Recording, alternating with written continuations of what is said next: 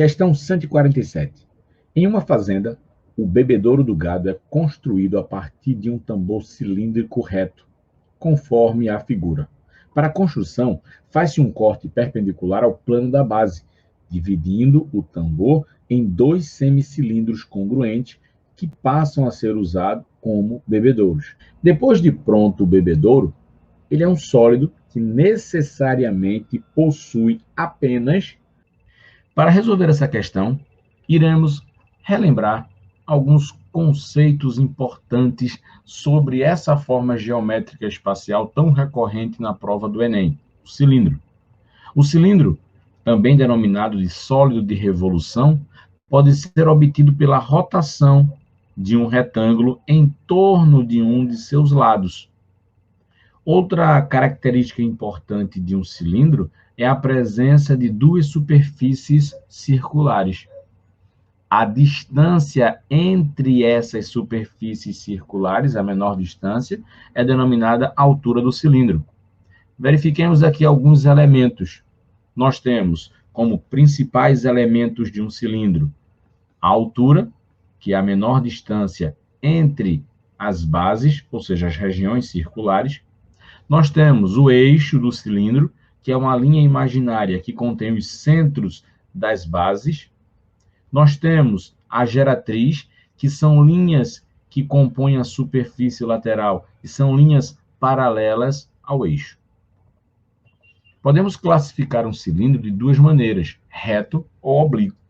Um cilindro ele é reto quando a geratriz é perpendicular ao plano que contém a base. E um cilindro ele é oblíquo quando a geratriz forma um ângulo diferente de 90 graus com o plano que contém a base.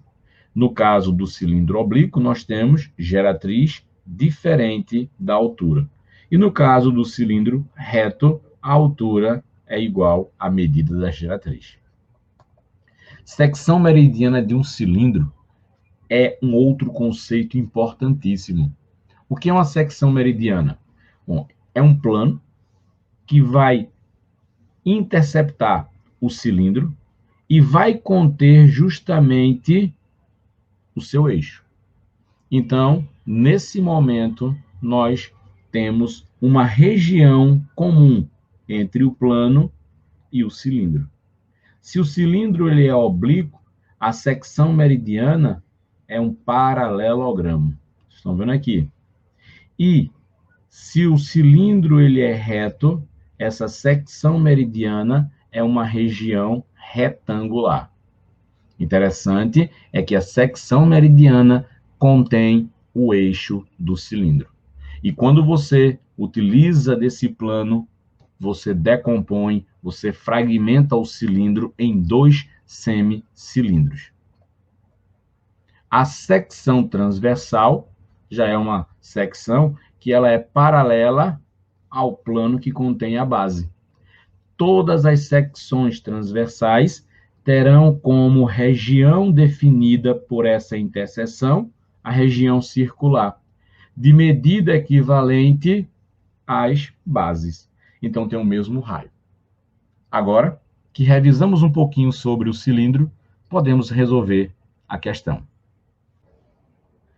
Então, está aqui o plano que secciona justamente esse cilindro.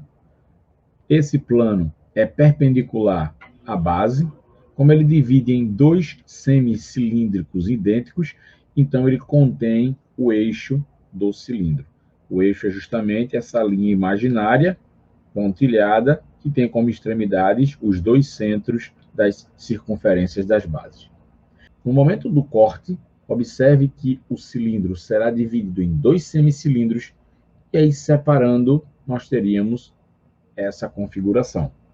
De acordo com o que está sendo apresentado, nós temos dois semicírculos, nós temos uma superfície retangular e uma superfície arredondada.